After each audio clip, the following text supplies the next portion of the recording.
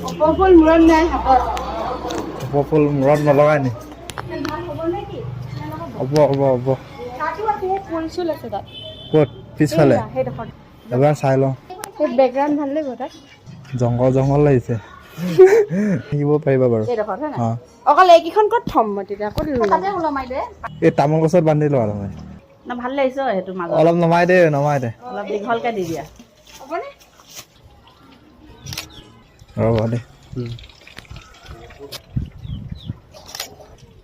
তামোল গছত বাৰু হেৰি লাগে নে? তামোল গছত দিয়ে নহয় জান? দিয়ে। লাগে।